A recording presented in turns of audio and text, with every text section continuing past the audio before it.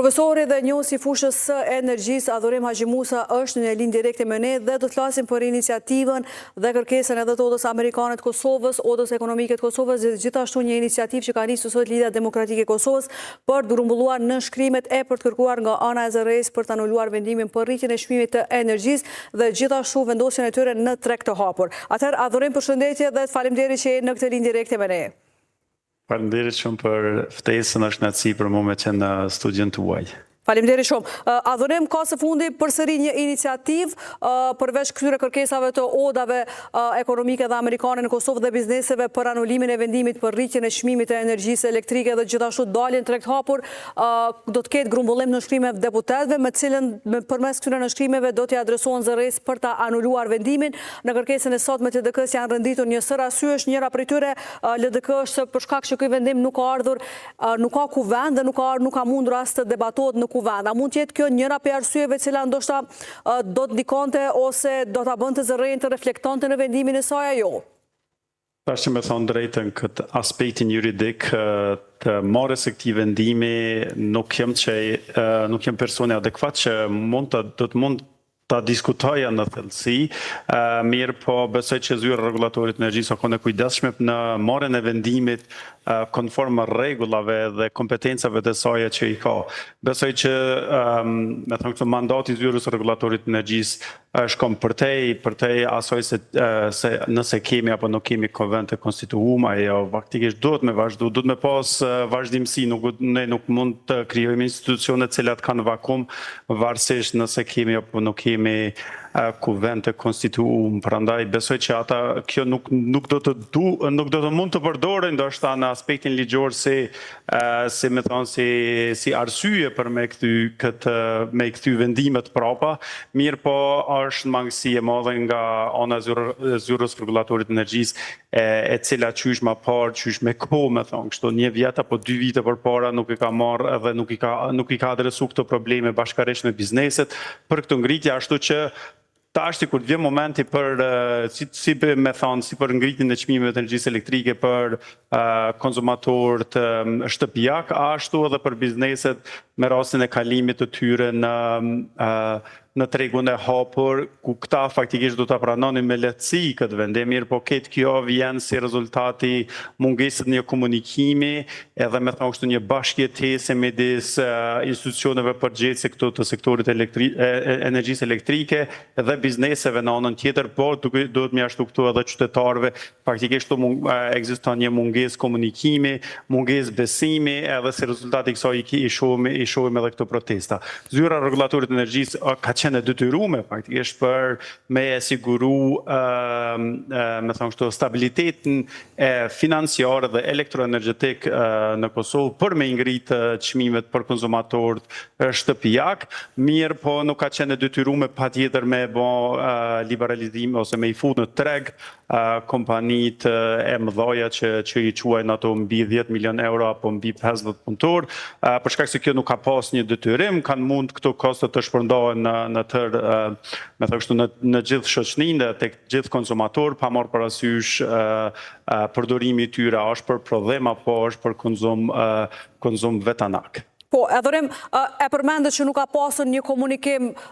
ndërmjet institucioneve, grupet e interesit. Për ty si ekspert i fushës konsideron që do duhet kishte një analizë paraprake se cili do të ishte ndikimi në sektorin privat, ashtu siç e ka përmendur në kërkesën e saj edhe LDK-ja, para se të merrte një vendim paktën për vendosjen e këtyre bizneseve në treg të hapur. Pyetje shumë e vend.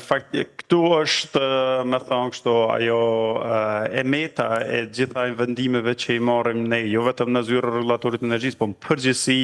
vendimet që i marrin institucionet tona nuk janë vendime të cilat rrjedhin nga analizat e mirëfillta që janë bë, edhe si rezultati tyne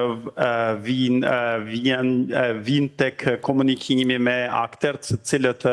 ndikohen ose afektohen, prekën nga këto vendime, mungojnë këto analiza, mungojnë këto studime paraprake, ku zyra rrullatorit të energjisë me ku do ta bënte një analizë të tillë në bashkëpunim me bizneset, nëse flasim këtu për futjen e treg të hapur të bizneseve të mëdha. Kjo analizë do të duhet të bëhej në bashkëpunim me bizneset e hapura që ashtu që vendimi që do të mirrej të ishte i informuar edhe të ishte i pranuar për bizneset. Në fakt as zyra rrullatorit të energjisë, e cila nuk është faktikisht përgjegjëse për politika ekonomike dhe sociale, mirë po kjo do duhet të bëhej të shkonte një shkallë më lartë, me thonë kështu, të bëhej në koordinim me Ministrinë e Ekonomisë, po njëjtën kohë në koordinim me Ministrinë e Tregtisë dhe të Industrisë, për shkak se bizneset në realitet janë, me thonë kështu, janë linë me Ministrinë e Tregtisë edhe të Industrisë, në një bashkëpunim i ndërministror edhe ndërinstitucional do të ishte i domosdoshëm që të bëhej një analizë mirëfillt, edhe këto analizë nuk do duhet të bëheshin vetëm kur ne gjendemi para aktit të kryer, po këto analizë duhet të